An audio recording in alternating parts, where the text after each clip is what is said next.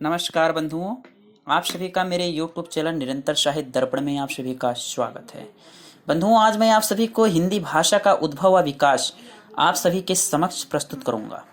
बंधुओं, हिंदी भाषा का उद्भव भारत में प्रमुख रूप से आर्य परिवार और द्रविड़ परिवार की भाषाएं बोली जाती थीं। आर्य परिवार की भाषाएं उत्तरी क्षेत्र में बोली जाती थीं और द्रविड़ परिवार की भाषाएं दक्षिणी क्षेत्र में बोली जाती हैं। आर्य परिवार से जो भाषा चलकर आई वो संस्कृत भाषा आई। कौन सी? संस्कृत भाषा।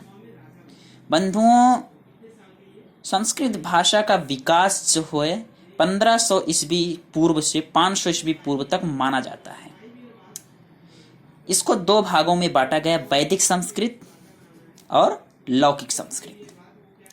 वैदिक संस्कृत और लौकिक संस्कृत। वैदिक संस्कृत में वेद और उपनिषद लिखे गए और लौकिक संस्कृत में रामायण और महाभारत लिखे गए। तो बंधुओं, जो हमारी दूसरी भाषा आती है वो पाली होती है। ध्यान दीजिएगा, दूसरी भाषा क्या है? पाली। पाली 500 ईस्वी पूर्व से पहली शताब्दी तक मानी जाती है और इसमें बौद्ध साहित्य लिखे गए, बौद्ध ग्रंथ की रचनाएं हुई। और प्राकृत भाषा में बंधुओं, जो हमारी तीसरी भाषा चलकर आई, इसके बाद प्राकृत भाषा में 1 ईस्वी से 500 ईस्वी तक जैन मतलब माना जाता है। इसमें जैन साहित्य को बहुत ज्यादा मात्रा में लिखे गए, बहुत ही ज्यादा मात्रा में जैन साहित्य लिखा गया, जिसका प्रचार प्रसार हुआ। इसके बाद प्राकृत भाषा के बाद अपभ्रंश भाषा का जन्म होता है। यह 500 ईस्वी से 1000 ईस्वी तक माना जाता है बंधुओं। 500 ईस्वी से 1000 ईस्वी तक माना जाता है। और अपभ्रंश से ही निकल कर आई है अवहट्ट, जो देसी भाषा मानी जाती है। इससे कीर्तिलता और कीर्ति पताका की रचना हुई है। तो बंधुओं, अपभ्रंश से अवहट्ट निकली, अपभ्रंश के अवहट्ट से हिंदी का जन्म हुआ, हिंदी भाषा का जन्म हुआ 1000 ईस्वी में। तो बंधुओं, अपभ्रंश की जो आधुनिक भाषा है वो क्या है? सौर श्रेणी अपभ्रंश पहली भाषा क्या है? सौर श्रेणी अपभ्रंश को हम आधुनिक भाषा में क्या कहेंगे? पश्चिमी हिंदी, राजस्थानी और पहाड़ी गुजराती हिंदी आती है। कितनी हिंदी? पश्चिमी हिंदी आती है, राजस्थानी हिंदी आती है, पहाड़ी हिंदी आती है, गुजराती हिंदी आती है।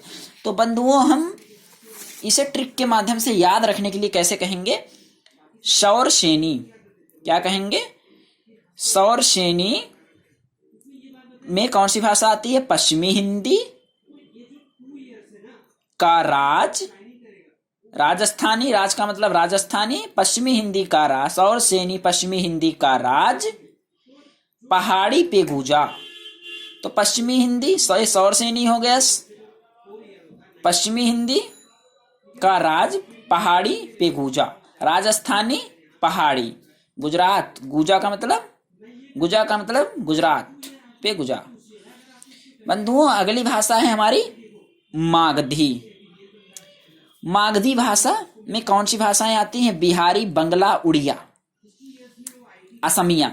तो मागधी भाषा में बिहारी, बंगला, उड़िया, असमिया। इसे याद रखने के लिए हम ट्रिक के माध्यम हम इसे ट्रिक के माध्यम से पढ़ते हैं बंधुओं। माग मतलब मागधी, माग बिहारी, बंगला, उड़ा, असामी का। माग बिहारी, बंगला, उड़ा, असामी का। तो माग का मतलब मागधी हो गया, बिहारी, बंगला, उड़ा का मतलब उड़िया, और असमिया का मतलब आसामी। तो बंधुओं, आगे जो हमारी भाषा आती है वो है अर्धमागधी अपभ्रंश। अर्धमागधी अपभ्रंश में कौन सी भाषा आती है? पूर्वी हिंदी।